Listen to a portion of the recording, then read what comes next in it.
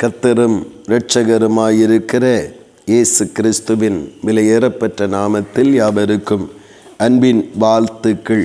தேவன் தாமே ஒருவரையும் அதிகமாக ஆசீர்வதித்து மகிமைப்படுத்துவாராக. இந்த நாளுக்குரிய தியான வசனம் எஸ்ராவின் புஸ்தகம் 9வது அதிகாரம் அதன் 4வது வசனம். இஸ்ரவேலுடைய தேவனின் வார்த்தைகளுக்கு நடுங்குகிற யாவரும் என்னோடே கூடிக்கொண்டார்கள் என்று எஸ்ரா சொல்லுவதை நாம் இங்கே பார்க்க முடிகிறது. இந்த தேவனுடைய பரிசுத்தத்துக்காக ஜனங்கள் அங்கே கூட்டப்படும் பொழுது, அந்த நேரத்திலே தேவனுடைய ஜனங்கள் அந்நிய ஜனங்களோடு கலந்து, புறஜாதிகளோடு கலந்து தேவனுடைய பரிசுத்தத்தை கெடுத்து போட்டபடியினாலே அங்கே சபைக்குள் அந்த இஸ்ரவேல் ஜனங்களுக்குள்ளே ஒரு சீர்திருத்தத்தை உருவாக்க வேண்டும் என்று இந்த எஸ்ரா அங்கே தீர்மானம் பண்ணி அதை செம்மைப்படுத்தும்படியாக உபவாசத்தை கூறி ஜனங்களை ஒன்று கூடி வர வைத்து அவைகளை ஒரு பெரிதான தேவ தயவின்படி சீர்திருத்தப்படுதலுக்கு ஒப்பு கொடுப்பதை காண முடிகிறது. அதிலே இந்த தேவனுடைய ஜனம் அந்நிய ஜனங்களோடு கலந்து தங்களுடைய பரிசுத்த வித்தை அந்நிய ஜனங்களுக்குள்ளே அங்கே வீணாக்கி தேவனுடைய நாமம் அங்கே தூஷிக்கப்படவும், தேவனுடைய நாமம் அங்கே மற்ற புறஜாதிகள் மத்தியிலே பரிகசிக்கப்படவும், அற்பமாய் எண்ணப்படவும் காரணமாக இஸ்ரவேல் ஜனங்கள் நடந்து கொண்ட அந்த சூழ்நிலையிலிருந்து மறுபடியும் தேவனுக்குள் அந்த ஜனங்கள் கட்டி எழுப்பப்படவும், பரிசுத்தத்தை காத்து தேவ அழைப்பிலே நிலைநிற்க வேண்டி எஸ்ரா ஒரு மிகுந்த பிரயசித்தம் எடுத்து இந்த காட்சிகளை, இந்த சூழ்நிலைகளை கண்டு உபவாசத்தோடு தேவ சமூகத்தில் விழுந்து இந்த ஜனங்களை சீர்படுத்தும்படி ஜெபிப்பதோடு அவர்களை ஒழுங்குபடுத்துவதையும் நாம் காண முடிகிறது. பிரியமானவர்களே, தேவன் நம்மை பரிசுத்தத்திற்கென்று அழைத்திருக்கிறார். இந்த அழைப்பு நின்று நாம் விலகி செல்லாதபடி காத்து கொள்ளப்பட வேண்டும். காரணம் என்ன?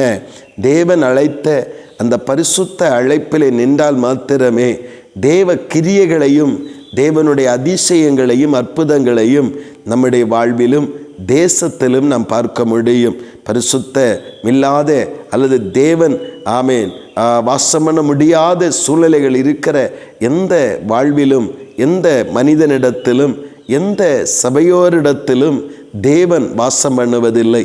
அப்படியானால் தேவன் வாசம் பண்ணினால் மாத்திரமே நம்முடைய வாழ்விலே ஆண்டவருடைய அதிசயமான கிரியைகளை அனுபவிக்க முடியும். அப்படி தேவன் வாசம் பண்ண முடியாதிருந்த சூழ்நிலையை இந்த எஸ்ரா அறிந்து ஜனங்களுக்குள்ள ஒரு சீர்திருத்தத்தை உருவாக்குறார். முதலாவது சீர்திருத்தம் என்ன? தேவனுடைய ஜனம் அந்நிய ஜனங்களோடு கலந்திருக்கிறது.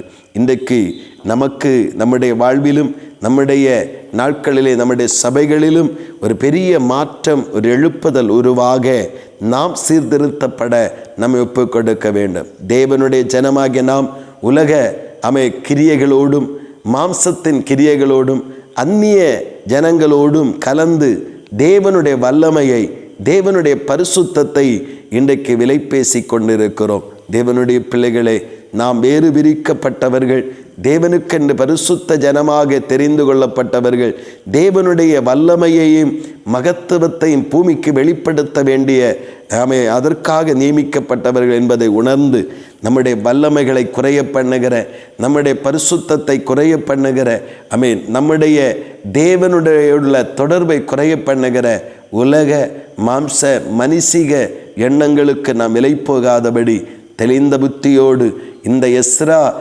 தன்னோடு கூட ஜனங்களை கூட்டிக் கொண்டது போல பரிசுத்தவான்களோடு கூட உள்ள ஐக்கியத்திலும், பரிசுத்தவான்களோடு கூட உள்ள ஒரு மனதிலும், பரிசுத்தவான்களோடு கூட உள்ள ஜெப வாழ்விலும் நம்முடைய வாழ்வை சமர்ப்பித்த தேவ சித்தம் நிறைவேற காரணமாயிருப்போம்.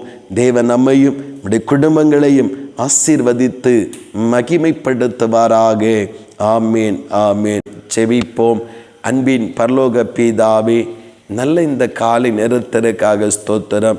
ஆண்டவரே, தேவ வல்லமை வெளிப்படுத்த வேண்டிய ஜனங்கள், தேவ மகிமை வெளிப்படுத்த வேண்டிய ஜனங்கள் அந்நிய ஜனங்களோடு கலந்து ஆண்டவரே அந்நிய நபர்களோடு கலந்து சம்பந்தம் கலந்து தேவ வல்லமையை இழந்து தேவ வல்லமையிலே இல்லாமல் போய் அந்நியர்கள் மத்தியிலே தேவநாமம் தூஷிக்கப்படுவதற்கு ஏதுவாக நடந்து கொண்ட பொழுது எஸ்ரா ஆண்டவரே தன்னுடைய தேவனுடைய சித்தத்தின்படி செய்ய ஆண்டவரே ஹல்லேலூயா தங்கள் தேவனுடைய வார்த்தைக்கு கீழ்ப்படிந்த ஜனங்களை ஒன்று சேர்த்தது போல இக்கடைசி காலத்தில் நாங்கள் ஒரு எழுப்புதலையும் தேவ வல்லமையையும் தேவ மகிமையையும் இந்த உலகத்திற்கு வெளிப்படுத்த தேவ ஜனம் உலக மாம்ச மாயைகளோடு சிக்குண்டு தவிப்பதிலிருந்து கர்த்தர் அவர்களை தெளிவுபடுத்தி தேவனுக்குரியவர்களாய் மாற்ற கர்த்தர் வேறு விரித்து கொண்டு வாரும். கர்த்தர் கிரியை செய்யும். எங்கள் நாட்களிலே நாங்கள் ஆண்டவரோடு கூட பரிசுத்தவான்களோடு கூட உள்ள ஐக்கியத்தில் இருக்கும் பொழுது தேவன் தம்முடைய வல்லமையையும் தேவன் தம்முடைய மகிமையும் வெளிப்படுத்துகிறீர். அதற்காக ஸ்தோத்திரம். அந்த நாட்களுக்காக இன்னும் காத்திருக்கிறோம். கர்த்தர் பெரிய காரியங்களை செய்யும். அப்படி செய்தபடியாய் ஸ்தோத்திரம். இயேசு கிறிஸ்துவின் மூலம் செபிக்கிறோம் ஜீவனுள்ள நல்ல பிதாவே. ஆமேன், ஆமேன்.